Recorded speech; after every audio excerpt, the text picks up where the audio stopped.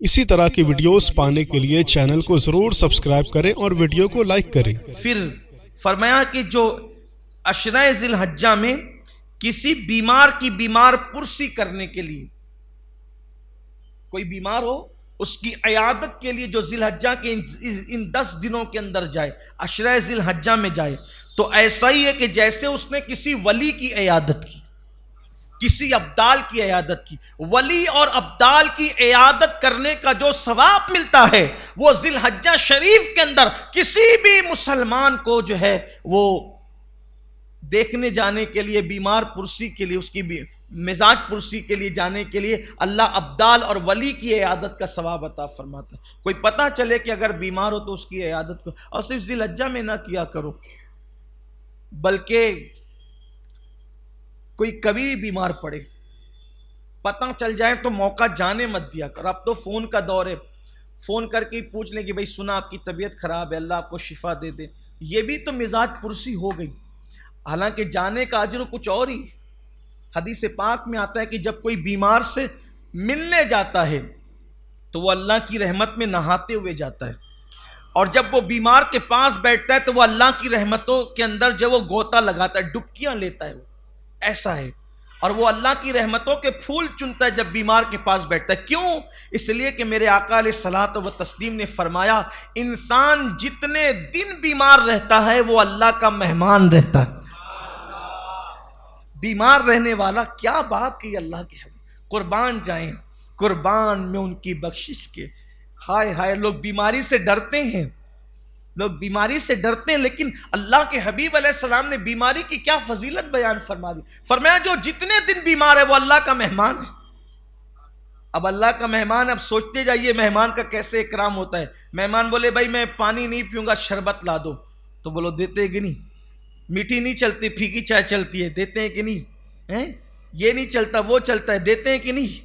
یہ کھانا نہیں چلتا وہ نہیں، یعنی گویا کہ جو میزبان ہوتا ہے وہ مہمان کا ہر مطالبہ پورا کرتا ہے۔ تو پتہ چل رہا ہے کہ بیمار اللہ کا مہمان ہے، اللہ اس کا میزبان ہے اپنی شان کے مطابق۔ اب بیمار جو مانگتا جاتا ہے اللہ اس کو عطا کرتا جاتا ہے، اور بیمار کے پاس جو آ کر کے بیٹھتا ہے اس کو ہی برکتیں ملتی ہیں۔ بیماروں سے نفرت نہ کیا کرو، ان کی عیادت کرو، مزاج پرسی کرو، ان کی مدد کرو۔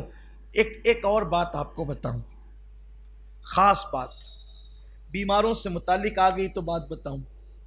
ہم لوگ جب شادیوں میں جاتے ہیں، کسی کی شادی ہوتی ہے، ہم شادیوں میں جاتے ہیں تو لفافہ لے کر جاتے ہیں، کپڑے لے کر جاتے ہیں، گفٹ لے کر جاتے ہیں، صحیح؟ حالانکہ جو شادی ہوتی ہے وہ منصوبہ بند طریقے سے ہوتی ہے۔ سال بھر، 6 مہینہ، 3 مہینہ، 4 مہینہ پہلے سے پلان بنتا ہے کہ بھائی جو ہے وہ شادی کرنا ہے، بجٹ ہوتا ہے، پلان ہوتا ہے، تیاری ہوتی ہے، یہ سب کچھ ہوتا ہے۔ خوشی کا موقع، پھر شادی ہوتی ہے، پھر بھی ہم گفٹ لے کر جاتے ہیں، پیسے لے کر جاتے ہیں۔ لیکن ہم جب مریض کے پاس جاتے ہیں تو مریض کے پاس جاتے ہیں تو کیا لے کر جاتے ہیں؟ 1-2 سیب لے لیا، ناریل کا پانی، ہمارے گاؤں میں تو یہی رواج ہے، 1-2 سیب لے لیا، ناریل کا پانی لے لیا، چیکو وغیرہ لے لیا، یہ لے کر کے جاتے ہیں۔ ٹھیک ہے، مجھے اس پہ کوئی اعتراض نہیں، لیکن میرا آپ سے مشورہ ہے، آپ سے میری گزارش ہے، اگر بیمار پڑنے والا شخص ہاسپٹل کے اندر ہے، یعنی اتنا بیمار ہے کہ ہاسپٹل میں ہے، تو جس وقت آپ اس سے ملنے کے لیے جائیں تو نقدی کا اپنی حیثیت کے مطابق کوئی نہ کوئی لفافہ ساتھ میں لیں۔ خوشی کے موقع پر تو پیسے ہوتے ہیں پھر بھی ہم ان کو دیتے ہیں، لیکن یہ بیمار جو بندہ ہے، اچانک بیمار پڑا ہے، ہاسپٹل میں ہے، اور ہاسپٹل کس قدر مہنگا ہو گیا آپ جانتے ہیں، کیا حالات ہو گئے ہاسپٹل کے، علاج کتنا مہنگا ہو گیا ہے، علاج کی کیفیت کیا ہے آپ اچھی طرح جانتے ہیں۔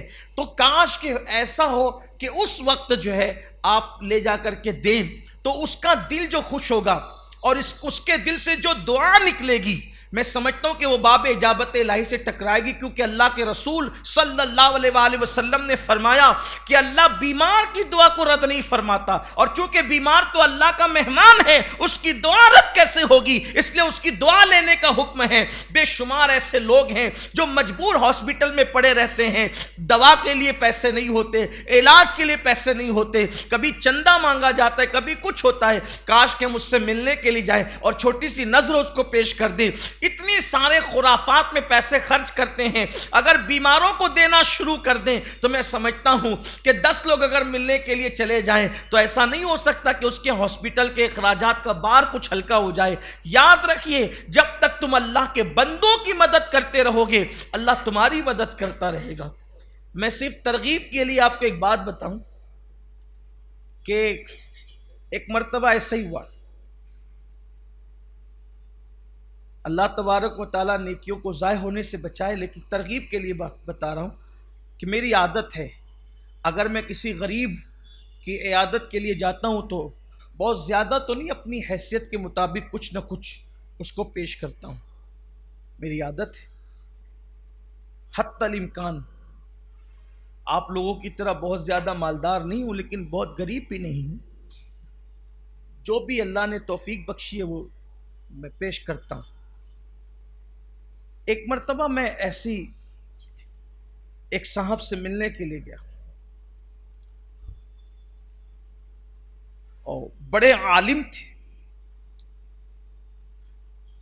اور ان کی آمدنی کے متعلق مجھے پتا تھا کہ ان کی آمدنی اتنی کچھ نہیں ہے. وہ کل انحصار جو وہ مسجد پر ہیں, کل انحصار مسجد پر, اور وہ بیمار تھے تو مسجد والوں نے جس شخص کو امامت پہ رکھا تھا تنخواہ بھی ان کو دی جا رہی تھی. اب آپ سمجھ سکتے ہیں کہ کیا کیفیت ہوگی.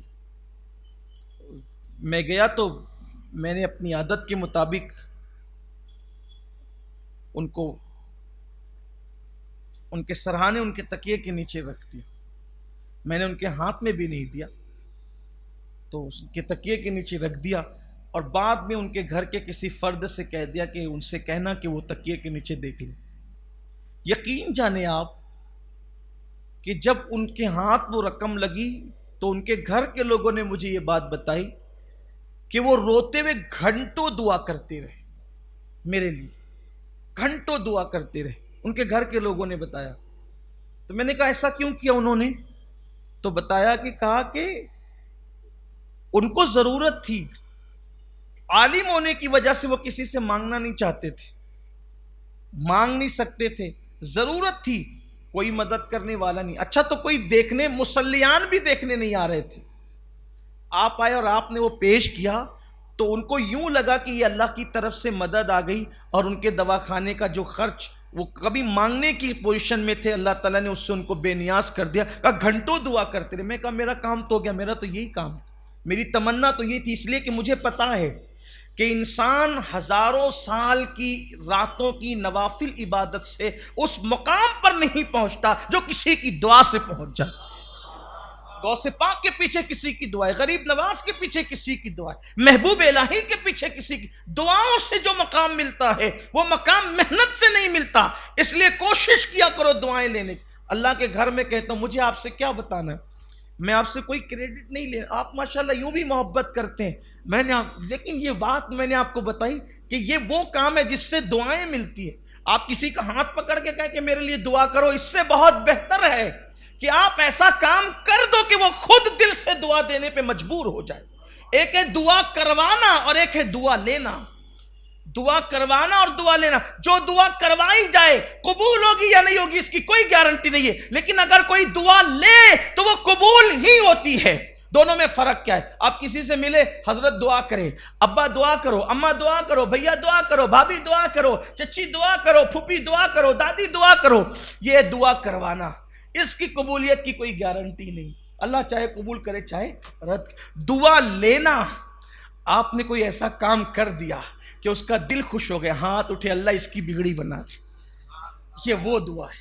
دیکھو غریب نواز نے انگور کے خوشے پہ, سب پتھر مار رہے تھے, انگور کے خوشے پیش کیے, بولو اس مجذوب کے دل سے دعا نکلی کہ نہیں نکلی؟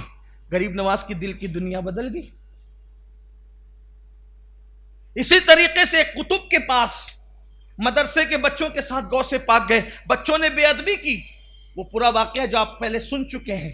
غوث پاک نے ادب کیا تو ادب سے ان کے دل سے دعا نکلی, جا عبد القادر تجھ پر ایک وقت ایسا آئے گا کہ تو بغداد کی جامع مسجد کے منبر پہ بیٹھ کے کہے گا میرا یہ قدم ہر ولی کی گردن پر ہے. دل سے دعا نکلی, دل سے. یہ دعائیں بہت بڑی چیز. دعا کو ہلکا مت سمجھو، دعا کو اور دعا لو۔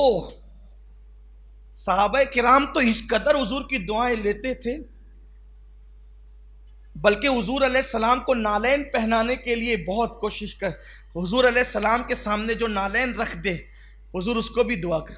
ایک صحابی نے حضور کو نالین پہنایا، آقا نے فرمایا تو نے مجھے نالین پہنائی، اللہ پل صراط پر تجھے ثابت قدم رکھے۔ حضور نے یہ، اور آقا بہت دعا دیتے تھے، بہت دعا۔ کسی کو مسکراتے دیکھا کہ اللہ تجھے مسکراتا رکھے، کسی کو نئے کپڑے پہنے دیکھا کہ اللہ پہنتا رہے، پھاڑتا رہے۔ مطلب یعنی اللہ تجھے اتنی عمر دے کہ جو تو نے نیا پہنا ہے وہ تیرا پھٹ جائے، اتنے دن تک کہ تو پہنے۔